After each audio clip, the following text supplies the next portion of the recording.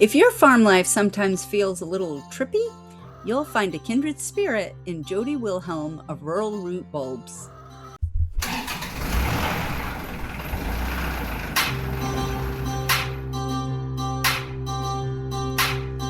If you're the woman who does it all, farm work, housework, bookwork, homework, getting up at the break of dawn, this is the podcast for you. How do you multiply by fractions now? Get away from the cares of the day. Restock, rootstock, feedstock, seedstock. Chat with women around the world who raise food, flowers, and fun. With your host, Kay Castrataro. That's me. Welcome back to Food, Flowers, and Fun. I am your host, Kay Castrataro, and as always, we are sponsored by Penlight for Farmers, helping you to create purposeful farm lives rich in time, energy, and abundance. Today, I'm so excited. We have Jody Wilhelm with you. She is from Rural Root Bulbs. Try saying that 3 times fast. And A&J Agronomy. All those R's, they get caught in my mouth. Jody, welcome. How are you this morning? Hey, thank you. I am good. We have so much humidity today that I swam out to the office, and I am surprised my hair is as dry as it is. Oh, well, you can see me glistening all over the place from already having been out in the garden in the 90-degree weather. And, my sister says that anybody who says they like this is lying. And I'm like, but I kind of do. So I don't know what to say, but I love it as well. It's good for my hair. It's nice for my skin. I am a humidity girl. There we go. So see, you've got 2 people right here who, even though we're swimming in our own moisture, we're good with that. So today we're going to talk about all kinds of different types of farming. So Jody, you are an agronomist. You've just started building a very, very vital and vibrant tulip business. And you have a long history in agriculture. So why don't you just get started and tell us who you are, how you got into this ag thing, and where you are right now. Well, I was pretty much born into farming. The first 2 weeks of my life, I lived in town, and my parents were building a house on the home farm. So I moved to the farm when I was 2 weeks old, and my mom was a farm girl, and my dad grew up on a farm, and so I think they just breed it into you. I'm not sure. So I was in southern Minnesota. We had dairy, we had hogs, and we crop farmed. And I loved all those things. And I was in ag after I got done with college. And I was lucky enough to meet my husband, who would let me like have some opinions on the farm. While he does the tractor work, I do a lot of the planning work. Like I run our variable rate recs. I often have different ideas on cultural practices that we can change. So we test those. And while it takes a little while to get those implemented, eventually the boys, my brother-in-law farms with us too, the boys kind of implement them because they work. Sometimes they make things a lot easier. So I really love plants. Yeah, so I pick up on certain things as we talk, and one of the things I'm hearing that is a subtext but not really a subtext is the whole gender dynamics in agriculture.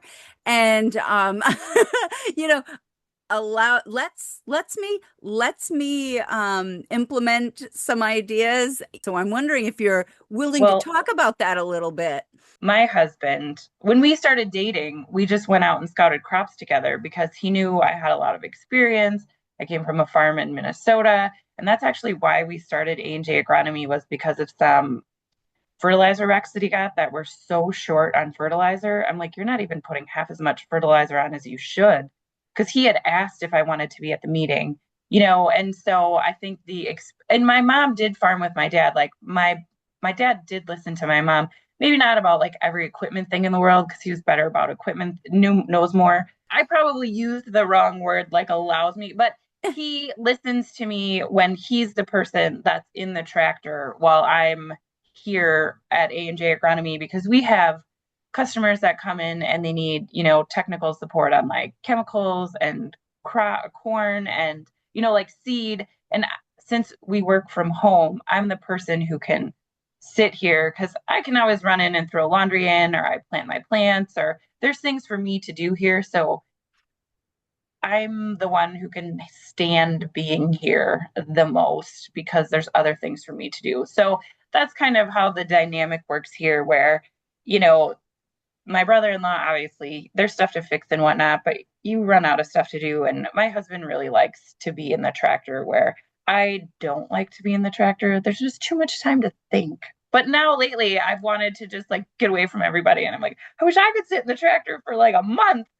But I find so I love that too. Like I find that we have different emotional needs and mental load needs at different times of both our life, but also the season. And so there are times where keeping busy helps to distract us, and we're like, I don't want to deal with that. And that can be a positive thing at sometimes and a negative thing. There's all kinds of I love talking about psychosocial type stuff, how we're doing in our minds and how that affects our bodies and our relationships. That's kind of my jam. So I love thinking about both the benefits of alone time and some of the risks that we have with that. oh, But you the can truth replay the is we need past a both. billion times with that alone time, and it's like, ooh. Yeah, and we need both. Like there are times where we just have a lot to do and we have to push through. And yet if we're in that mode all the time, then we start to short circuit. And then we do get that like hunger to just have time alone. I mean, I'm a single mom and I have two teenagers. So as a single mom with two teenagers, alone time has become super, super precious to me. And I used to think that I was an extrovert because when I'm with people, I get like so excited and I'm vibrant and I'm talking and I'm engaged. And then when they all go home or I go home, I crash and I'm like, I just need to sleep. And that right there is the sign of an introvert. So what I am is I'm actually an introvert who loves people. So when I don't get that alone time, I start to really suffer. And there are a lot of us like that who we just need the alone time to process what we're thinking, to feel, and sometimes to just like do nothing. So so I do you agree get with any of you. that time? I agree with that. But when I was single, I didn't live at home and I moved away, and it's hard to make friends after college. So I was very lonely when Yeah. I lived by myself, not around home too. Yep. So I think it's like you have to strike a balance of being around people. And I have a 2-year old and or sorry, she's not two, she's 4. And It's almost funny how 7 year those old. 2 years just zip right by, don't they? It I happens have really to keep sitting fast. there and being like, wait a minute, my kids are 12 and 14. Weren't they just newborns? Like, how did that happen? So Hmm. I hear you. Yeah. So I think there's a balance. I mean, you have to try and find your balance. I really love people. Even when I'm tired of people, I still like to be around people. Sometimes I just need a little bit of quiet time, but you know, there's no stopping this time. It's June or it's July now. So we had a crazy May. So I have agronomy customers. We had a tulip business that people came and they loved it and it was wonderful and it was more popular than I ever could have imagined in my whole life. And, it was like trying to figure out all those things that go with it. And then when the tulips got over, it's like immediately back into agronomy season. And sometimes I was doing tulips and agronomy at the same time, but the tulips were so new that I was, I don't know why, but I was using some AI and it talked about the switching tax that you get on your brain. So it's not a big deal for me to switch between agronomy and stuff I have to do at home or kid stuff. Like agronomy is it's my intellectual home. Yep. But the tulip thing, I was paying a very heavy switching tax. So it takes longer to like get into Yeah. it. It takes more brain power. It's like turning a big ship around. And it Yeah. really did get to the point where it was like turning a big ship around. So So I let's was talk very, about that. I'm gonna interrupt for a minute, Jody, yeah, because I do that. I apologize in yeah, advance, that's okay. but I totally do that. Um, So the tulip business, let's talk about that because this was your first year actually selling the tulips, right? You had put them in the ground for a couple of years, I but did it this, I did it in 2025, and I just had it was just like right on our farm. And so I and tell had, us how you got into them. Like, why don't you give us a yeah, little backstory on how you yeah, got into okay. the tulips, what you decided to do with them? Yeah. So we have corn and soybeans, and we used to have rye, but our rye market deteriorated. So now we have wheat on our farm. And I recently finished my master's degree in agronomy. So I was in agronomy for like, I don't know, 10, 15 years before I even started my degree. It just took me 10 years to finish it. So in grad school, the one thing I kept thinking was we need to get out of the international commodity markets. We have to do something different. We need to try and make our own market where we can control our income. Because in 2019, corn was up $3. China wasn't buying distillers grains because they tested it for GMOs and they said there were GMOs, but I haven't looked into this. However, I have heard that you cannot test distillers grains for GMOs because everything is so wrecked in the distillers grains Mhm. that you can't physically test for them. Mm. So we had another government that was dictating the price that we were going to make on our farm. And I'm like, we have to try and diversify into something local where we can set the price. And obviously there's supply and demand, so it can't be ridiculously out of whack. But so we were in Washington State for my nephew's baptism. And it was, I don't know, I think it was March. And my husband was like, we should do tulips because we were in the Skagit Valley. And I'm like, that's a good idea. It's good. We're in Wisconsin, so our winters are very harsh. People are ready to get outside. Nobody else is doing it. And it's a short enough time of year. Last year, our tulip season just happened to be really long because it's cold here, but it's a few weeks. It's during planting season, but it's just a few weeks. So that's how we got into tulips. Was I was looking to diversify into something local, and my husband said we should do tulips. And I'm like, that's the perfect idea. And he's like, okay, you're in charge of the tulips. And I'm like, Yeah. perfect. Well, So come on, you're the agronomist. well, I do have to say, it is nice to work in my own demographic. So, um, it's nice to work with women, and I love working with my farmers too. They're just it's just so vastly different. Like I never realized how differently men and women think until I got married. I had no idea how differently our brains worked. And my husband and I laugh about it now. I mean, we were 31 when we got married. So we laugh about it, and we're like, well, we came up with the same answer. And I'm like, well, it must be right because I know we got there in two vastly different ways. Well, So men are from Mars, women are from Venus. true. So when it comes to like marketing decisions and the way I'm going to lay things out, he's fine with it. He has some ideas, and sometimes I'm just like, no, that's not going to work within our demographic. We're not working with men, we're working with women. So it has to be different. Like the visual appeal has to be there. Mm, The things that don't matter to men matter to women. So it has been fun to be able to get back into my own demographic. yeah. But when tulip season was over, it was nice just to go talk to one guy at a time, maybe two if like another guy rolled in. But and so it was just a really nice change. I like both of them, but I like them both for different reasons. And the Right. tulips are like a brand new baby that I've brought home, where agronomy is like hanging out with my mom, who I like very much and talk to on the phone 3 or 4 times a day. I know it's going to happen. I'm comfortable. If something surprising happens, I know how to deal with it.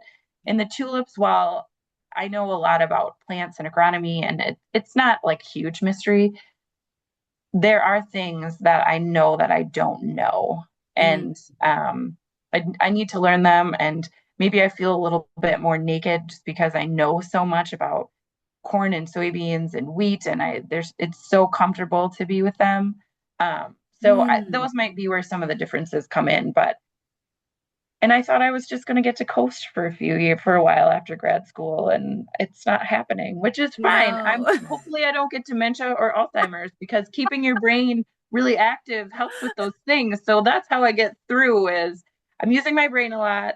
dementia runs in my family, and hopefully, like keeping my brain really active is gonna help. Well, that will certainly help.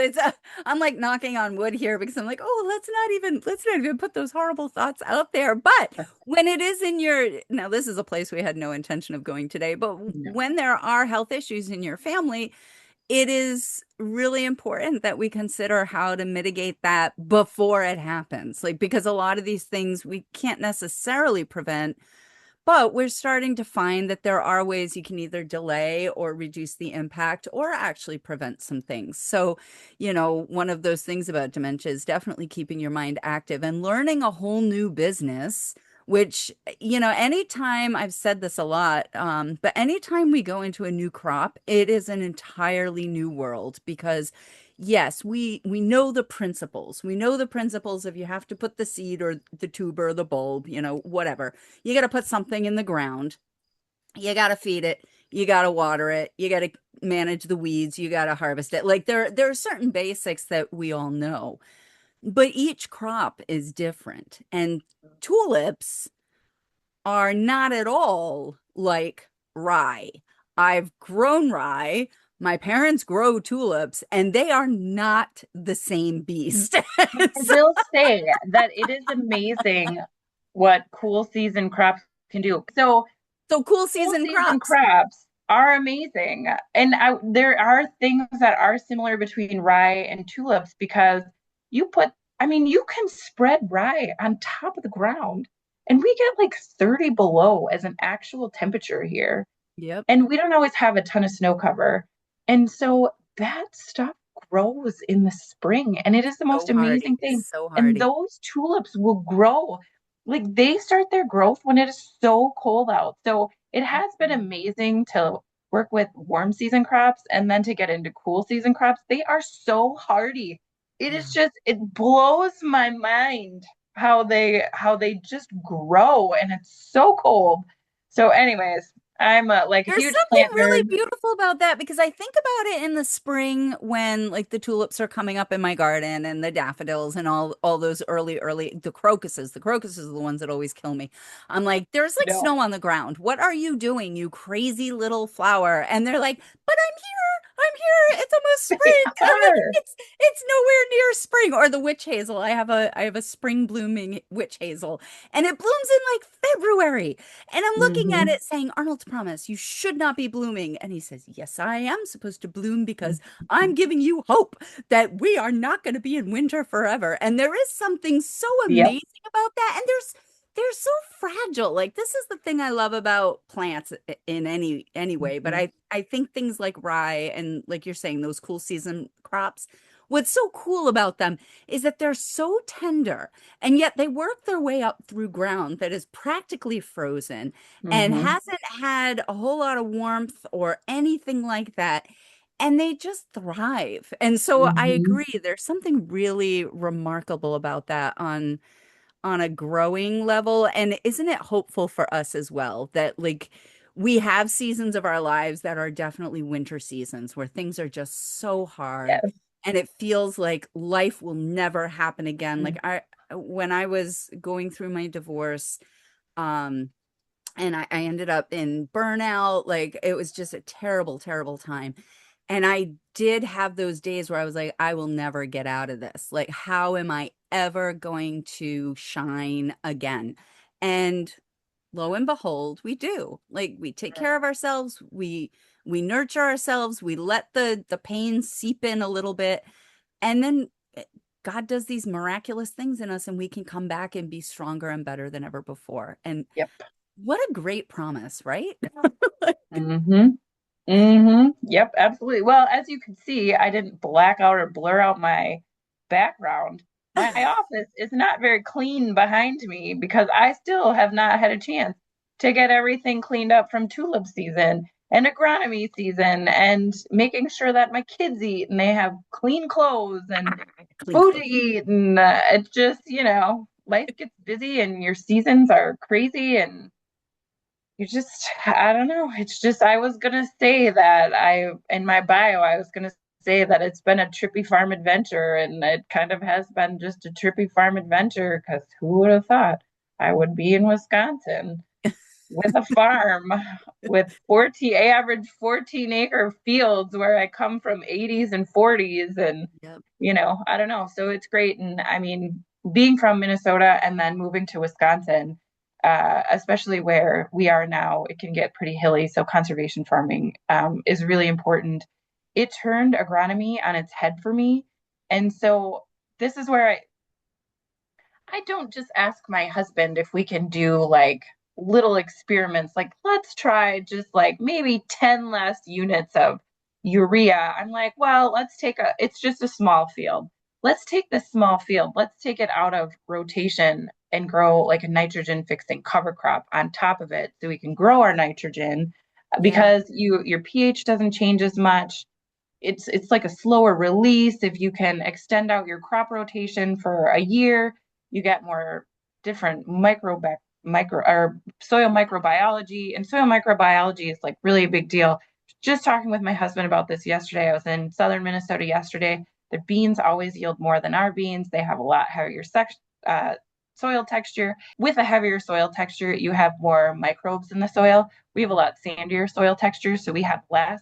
So we were talking about, I'm like, I think it's just the soil microbial aspect, which allows them to get 80 bushel beans where that's not a norm where we are. Like we can get 60, 50 is pretty normal, but we don't tap that 80 bushels unless you're on like virgin bean ground, which just doesn't have the disease in it. So, you Right. know, it's so moving turned everything on top of its head, and it really made me willing to try a whole bunch of stuff that's not normal in either area, but academically it should work.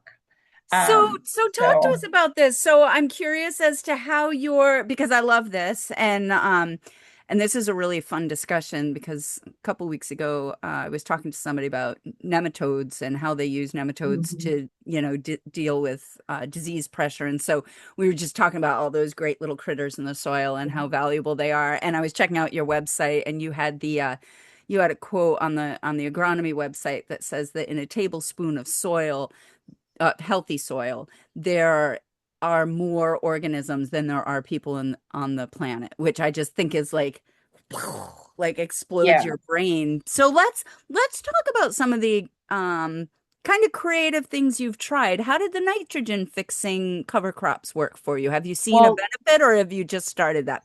that just started this year. And actually, we're always so late on getting our clover planted that it takes a long time for it to get going. We need to get it frost seeded. But last year, I mean, on the Trippy Farm Adventure, my husband had a heart attack in April, and Oh, he should have died, but he didn't, thank heaven.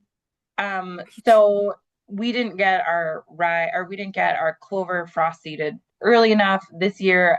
We we tried to do a few too many things with the tulips, but we have a base down now for them. So I Yeah, was really busy with the tulips. I was really busy trying to get fertilizer maps done.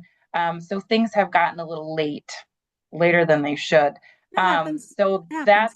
that's a new thing. However, it came from we went to this meeting in Mankato, and it was the Practical Farmers of Iowa, and there was a guy down by Rochester who farms about 1,000 acres, and he was telling us that when he puts oats into his corn and soybean rotation, even if he breaks even on his oats, he gets a better net income for the year because he gets better yields on his corn and his soybeans.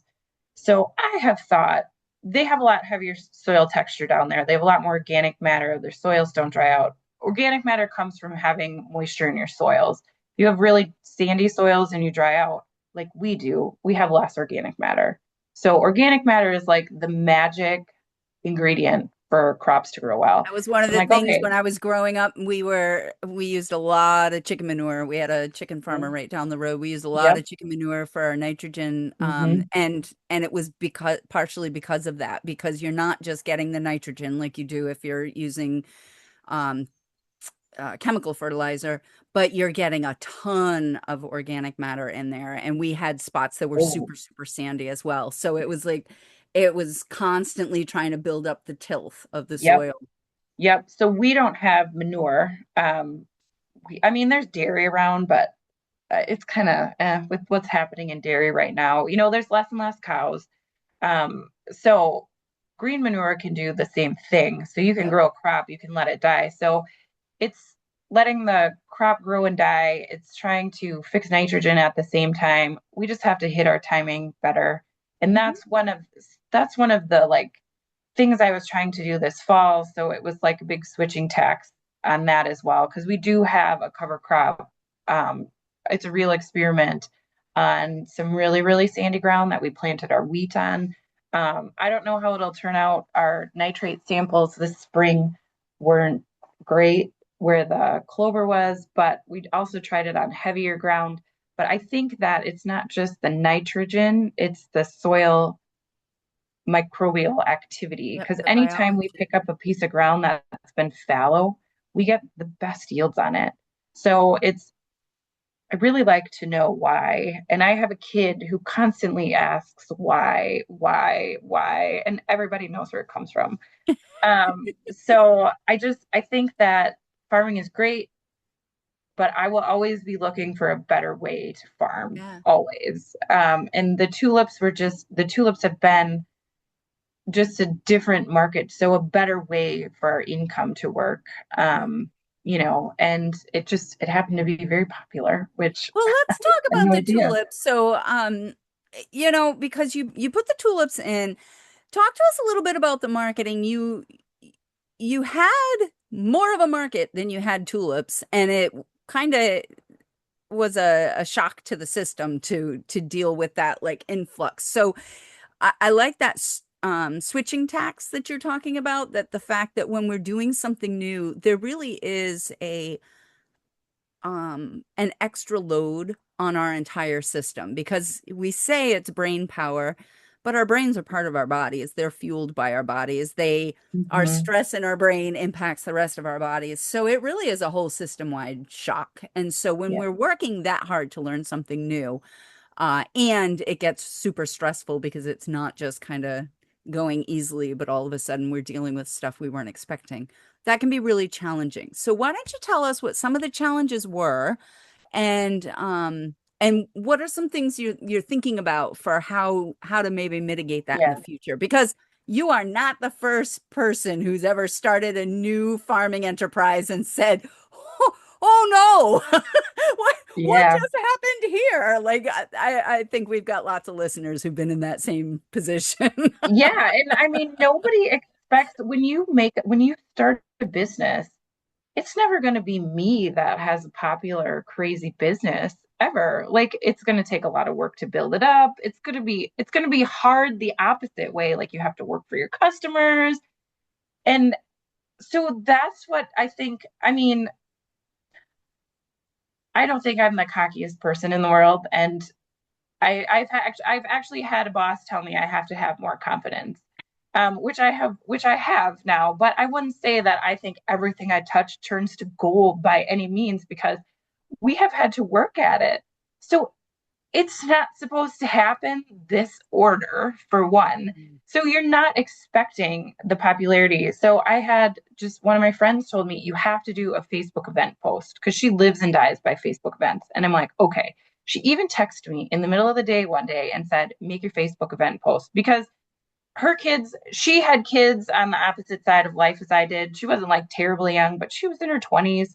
Well, I was in my mid 30s. And she was like, you have to make Facebook event posts. So I did. So there was a whole bunch of people interested, and then I was talking to one person about it, and I'm like, yeah, I'm getting like a And this hundred was for a people Mother's interested. Day, like a Mother's Day pick your own tulip thing Yes. was what you were Yes. talking It about, was, right? yep, the So Mother's Day just so you the pick. people who are Yeah. listening, so this Mhm. is only like your second year of really marketing tulips. You do this Facebook post saying, "Hey, on Mother's Day, we're gonna have pick your Yeah. own, come pick some tulips." And you're like, Because, "Okay, people are gonna come pick some yeah. tulips, right?" Okay, so I had like 100 people or 150 people more interested a day. But I had said I'm really worried about Mother's Day to somebody in marketing, and they said, "Are you sure this isn't just what you want to have happen?" And I'm like, "Okay, well, maybe it is just me thinking things are going to be too big." Because internet interest doesn't translate, Not Facebook interest always, doesn't right? translate to sales. The weekend before, we had 300 people interested in coming to an event, and one person came. So I was like, okay. But we had worked so hard on the tulips. I mean, we had so much sweat equity. I worked my butt off. Like, it was great. I was losing weight. I'm way stronger than I was. Like, it was go, go, go, go, go.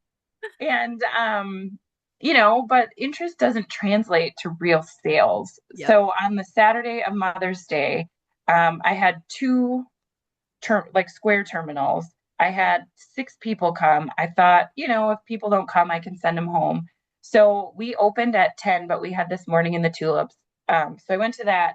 And then I had a couple things to do. We had another event at night called Tulips at Twilight, but it can be pretty cold here in the spring. So I had these blankets that I needed to get rolled up because it's like an aesthetic way to just be in the country and to calm down. And it lasts 3 hours. So you can just like hang with your people and just be outside, commune with nature is what I say. And I know that sounds so dumb, but I think it sounds less dumb the more people hear about it. Okay, so it's 9:40. I go home by the gal who helps me, and then my husband's aunt came.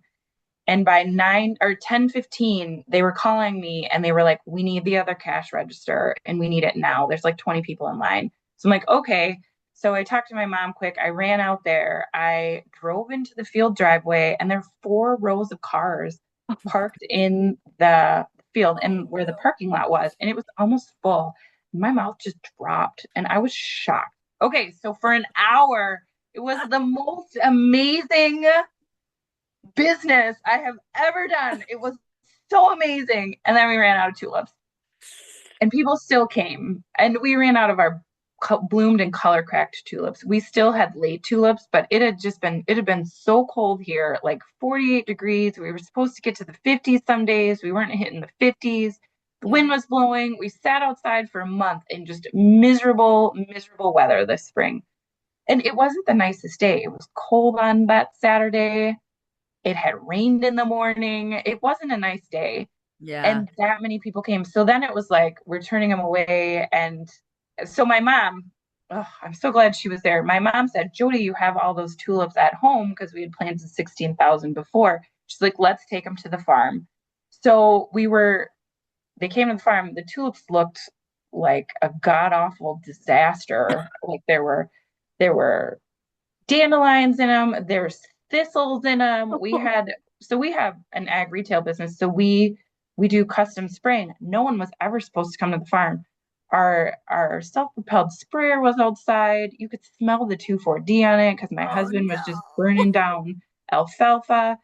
But people were in line. I mean, the whole yard was full of people. At one time, my father-in-law, who lives 300 feet away from me, he counted like 135 people out in that patch, which they weren't even supposed to be there, Wow. so it Yeah, got no, this crazy. was this was like an emergency, like, it's kind of like when you invite people over for a graduation party or something and you have like parts of the house that are all cleaned up and that you've, made look pretty because you're having company. And then you have the other like 3 rooms of the house that you just stuffed everything else in that you took out of the nice area. And you're Yeah, like, we're not gonna open those doors. And then you have twice as many people, and now you've got to open the doors because you don't have any place to put people. Yeah, I can imagine. So that's kind of stressful too, because first of all, you're like, wow, I had this image that I'm presenting, and now we're not presenting that image at all. Like no, you're basically seeing behind the curtain, like pay yeah. no attention to the sprayer in the So driveway. well, it was kind of parked but off Oh, to I the know. side, but I'm so, but riffing. I did see this one family. We had one of our tractors out and they were taking pictures of their kids in the wheel well of the tractor. So it was really sweet. And it was like people could really see that. I mean, we are a real farm family, Yeah, you're a you working know. farm. Yeah. So we did like we had people paying for you pick here for a little while, but there were so many people that we eventually just were giving away flowers because I wanted people to have a nice experience. And I told them there were 78 varieties, and then we had just just daffodils and maybe a few tulips. And so I'm like, you can just pick daffodils for free because there's this one variety of daffodils called Tahiti's, and Tahiti's are beautiful and they are prolific here. And so those Tahiti's are my babies that I love now. So we were turning away a lot of people, and we tried, like, the people who lived locally, we tried to let pick, because, or the people who lived locally, we turned away more because there Right. were people who had come from a few hours away. And I felt terrible, Mm. like this was what they were doing for Mother's Day. And I felt really bad. We took a little bit of internet heat too, which I have said that I have never taken before. And I actively stay out of internet fights. So it was like replying to all those things. It was putting out a post on our website. One of my friends who had come to take some photographs, she's like, you just need to put close today. And it didn't even like sink in. And my brother-in-law happened to be here and he's like, Jody, on that sign, you need to put close today. And I'm like, okay. So it was wonderful and it was stressful all at the same time. And if anybody who came to pick is listening, I'm Ah, so glad you all came. I'm sorry if it wasn't what you thought, but next year we're planting 170,000 tulips plus to try and mitigate that because I had no idea that it would be so popular. And I think part of it is we're so on our phones and our lives are so busy. And I have really last winter I took a digital marketing class. I was marketing communications with an ag emphasis undergrad. So I was taking this digital marketing class because I graduated from college in 2006 and things have changed. yeah, Um, yeah. The last 20 years have turned yeah, all on its head. yeah. So I took a digital marketing class, and during some of the marketing part of it, I'm like, okay, what do I really want this business to be for people? And I'm like, I'm a busy mom who is always stressed out. And, I would really just like a place that feels like it's out of time. Like I always say, I want to hit the pause button. I want Yeah. to hit the pause button so I can catch up on all my stuff and then keep it paused so I can watch a movie for like 2 hours or like 3 days sometimes when Oh, I just need a yes. break. So I really wanted this place to be a place out of time for people. If they wanted to stay for 2 hours, they could. If they had 20 minutes, they could. And it is cathartic to have your fingers in the ground and to just be outside in the country doing something that the earth grows. Yeah. So the marketing is really like, and I feel that way. I really want because I wish that there was a place for me like that. So Yeah. that's what I wanted to give to, and our main market is women. We have men come who really love tulips too, but the main market is women. And one woman reflected it back to me perfectly. She said, "This is like therapy." And then she said, "I sprung my daughter from school and a few hours early and they came to pick and that was perfect. That is exactly what I had envisioned. And it wasn't so busy that day. The weather was really nice. I think it finally had hit 71 degree one day. It was sunny. The weather was perfect. They were Yeah. like, this was wonderful. And they did it together. And so while it is a diversification and while I think the tulips are hard, I do love that I can give that to people and they really like the varieties. And the more and more the world goes and people get away from the farm, like you need to, people need it. They need it so bad in a way that I have never anticipated that people would need something like this. And they bring their families. And I Right. mean, people are coming from Duluth, which is 2 hours away. And Yeah. this super nice gal texted me about coming from Stevens Point. She's like, we're going to be there on Saturday. And I'm like, oh, yeah, we should have plenty of tulips. And they came and the tulips were gone. And I felt so terrible because they came from so far away. And she came with her mom, and people are coming for girls' trips. And it is just this thing that I never expected it to be what I thought it was going to be because life so rarely works out like that. So it's Well, been and wonderful. and in the irony of all things agriculture, there are times where actually having the success is sometimes as stressful or more stressful than not having that degree of success. Like, and that's the like you get what it's the be careful what you ask for because you just might get it. And I'm listening to your story and it's actually reminding me a lot. My parents do pick your own apples and they've done pick your own blueberries and they're now doing flowers as well. And we've seen this a lot with apple picking because you can tell people, sure, we've got an orchard full of apples, and you do. And then all of a sudden, you have one weekend where people just like come out of the woodwork and you can't predict it. Like you know that it's apple season, but there's just something that happens.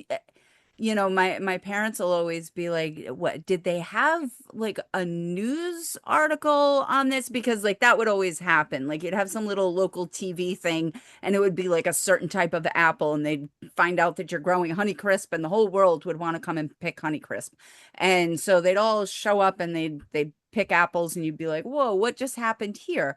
Um, and when that happens, on the one hand, as a business person, you're really excited because you're making money, you're selling your Yes. product. It's like people are happy, like all of those things are great. And then you have the other side of it, where now you've got more people coming and you thought you were going to have apples because you were expecting a certain number of people and now you don't. So this is something that I think happens to lots of direct sale marketers in agriculture a lot. And I think what you were saying about, close today, the tricky thing with that is you want to communicate to your clients that you don't have the product right this minute because in the case of flowers, they're not ripe yet. They will be. They'll be ready next week, but Yeah. they're not ready today because the weather hasn't cooperated. We ran into it with sweet corn. You always have sweet corn by the 10th of July. Well, we didn't this year because it was a It was cold, too wet cold. spring. Yeah, it was a cold, wet spring, and we didn't put it under plastic and like all this other stuff. But you figuring out how you can start to communicate to your clients and let them know in real time what's going on. And that word closed, like that word closed gives me a panic attack because I've seen it backfire so badly Yeah.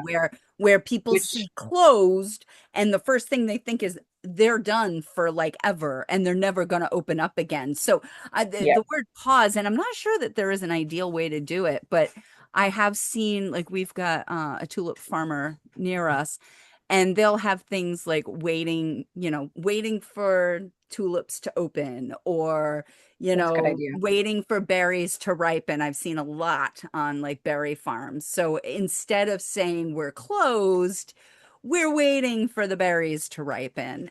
That's smart, but my brain and everybody's brain was so just shorted Oh, out no. that And you it can't, wasn't in the even, moment, it's just like you're panicking. Like you come up with the yeah, first word that comes to mind, which is we got to close the doors because we've got lots of unhappy people. And like that's a totally normal thing. This is why I like this story because I think it's really helpful to kind of almost pick it apart and say, wow, that is such a typical experience for direct sale, pick your own farmers. And when this happens, how do we manage it so that we're not adding to our own stress? And, I mean, you're always going to have grumpy customers because some people are just grumpy and you have to kind of put your shield up and say, "Phew, okay, be grumpy." but they're usually happy when they leave my stuff, my place. But and okay, so here's another thing. So the year before, I did a lot of Facebook advertising, and I did okay. It was very promising. So this year, I mean, nobody ever anticipates that everyone's going to come. So this year, I was in a magazine in the area because we're, maybe Ah, 10 miles away from a city of 60,000. So I was in a local magazine where people look to do stuff. I was on a local website called Visit Eau Claire. And then ah. the news people called. This is funny. I have the best mom. The news people called and said, "Oh, this lady called and said that you picked tulips." Well, I didn't say that it was my mom. So she called the local news station and said, "You should do a story on this because it's really good." So it was also Are on you the listening? Are news. you listening, farmers out there? It's okay to have your mom call and say, "Hey, you should do a news article on Yeah. this person." You don't have to say Yeah. you're related. That there Just is don't, nothing wrong yeah. with that. That I is just not did, fake. no, I just did not say that was my mom because Of she called course. and told me to tell her, you know. So then we were on the news, but I was a marketing major as an undergrad, and this is not the way that business normally works. Nor, and the other thing is I think that if you're farming or you live in the country and you have your own space and you have your own garden, like I would never go to a U pick. And there's actually another flower farmer who lives just south of town. She goes, I would never buy my own flowers. And I'm like, yeah. So people crave something that we have. And apparently it's Mm. it's like cool to live on a farm now. And everybody wants to do it and they'll just come in droves. So prepare yourself for your business to grow the opposite way you thought it would and very quickly because we don't know, especially I've just been in ag my whole life. Like it's special to me, but I don't realize how special it is to everybody else because I live it every day. And some days it is not special and I Right. hate it. And I just want to sell everything and move to Hawaii. So, you know, it's something that we do that feels so normal that we Yeah. just don't understand that people crave it in their lives. So be prepared Yeah. for the other side with some advertising because we live it and it's while it's special to us, we don't feel like it's a It's special way to special, live, but it's not but it is. special as It's in like special, but it's normal. go to an event special. Like it's Yes, special in the fact that we value it and we love it, but there's also a banality that goes with it because it's just a part of everyday life. And it's I normal. noticed this when I lived in Wisconsin because I lived in Wisconsin for a couple of years, which Mhm. so beautiful. Loved it out there. Um, but our farm sold tons and tons of corn stalks for the fall because people would take all these bundles of corn stalks and they'd tie them to their front porch and they would spend a ridiculous amount of money on a bundle of corn stalks, which like we probably made more off of the stinking corn stalks than we made off of the corn that people ate on the As you're corn stalks. as It's you're a telling me ridiculous this, thing. But my we're neighbors gonna do it. there you go. But when I moved to Wisconsin and we're looking around and we were talking about that, the farmers there who are all growing this beautiful cow corn, because this is what they're feeding to their dairy cattle, they're looking at me like, who's gonna buy those? I'm like, right? Seems ridiculous because you've got hundreds and hundreds of acres of corn all around you. And people are like, well, why do you need to pay for a corn stalk? But when you live in the city or even the suburbs and you don't have cornfields everywhere and you get them and they start to dry and they have like that whole autumn thing going on and they're absolutely beautiful and you say, "Huh, this is so bucolic. Like I've got a little bit of the farm here every time I walk in my yard." And that's hey, mini bales of hay. We would sell mini bales of hay and make more money off of the decorative bales of hay than we would make off of the high quality horse hay that we were selling, which Mhm. and it wasn't even hay. In fact, we started just using straw and like then you're really blowing your mind because the straw's so pretty that people like the look of the straw. It has like no nutritional value for your livestock. So as a farmer who feeds animals, you're looking at this and saying, this is a waste product. Why are you spending so much money on it? But it's because they're not using it the way we are. And so for them, it's something new and refreshing. And I think that's one thing that farmers really don't appreciate about the lifestyle that they live and the products that they provide because it's so normal to us that we don't Mhm. even know what it's like to not have it. It's like the Yeah, difference, like when we grew strawberries, there is nothing like a freshly grown strawberry. Nothing you I get in the bought grocery some. store is going to taste like that because they They're have to delicious. ship. So they Yeah. breathe all of the flavor out of it because Mm. flavor and shippability don't go together. There's just no way No, to you can't keep no. both. That high sugar content is death and destruction if you're trying to ship it and keep it whole. So the stuff that we get in the grocery store that people taste and think of strawberries, then they come to the farm and they're like, these are the best strawberries I've ever tasted. But we've been hoeing them and weeding them and putting Yeah. down the runners and doing all that malarkey, and we'll grab one as we go. And to us, it's just, well, that's what a strawberry tastes like. But people who don't grow them don't know that. And so we undervalue what we offer to the non-farming community. And I think that that's a really powerful message that I'm hearing from you. And I'm Yes. looking at the clock right now and I'm saying, this And is I'm this going to is the say, juicy conversation. Go girls, ahead. girls were living the dream. Who would have thought? And I just saw a t-shirt yesterday at the fair when I took my son for judging, and it said maybe it's mud, maybe it's manure, who knows? And I'm like, we are living the dream, because maybe it is mud, maybe it is manure, who knows? And I couldn't be happier about it. So, but it's just normal, like you said. So anyways, yeah, Yeah. there you Yeah. have it.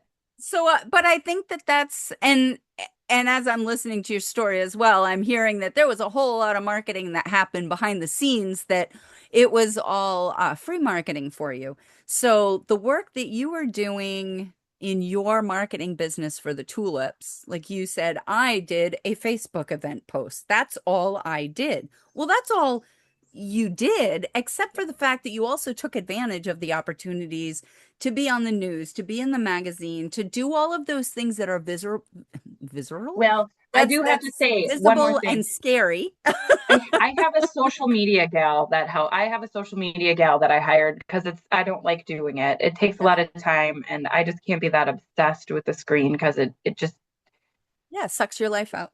it does. So I do have a social media girl too, Mm. a social media woman that I have hired who does a wonderful job. I mean, the social media is beautiful. So it's not all me, but I do know some of the things that I need. Like, I know I needed a social media gal, and I was just advertising the ever living shit out of everything, just hoping that I could break even. Right.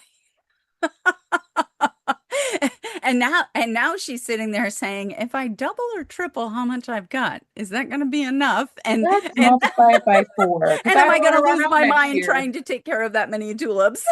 which is the other side of farming, where we never quite know we don't know what it is until we're in the middle of it, and then we have to figure it out. Mhm. Oh, Jody, Yeah. I've loved this so much, and I'm looking at the clock and I'm saying it's time for me to let you go.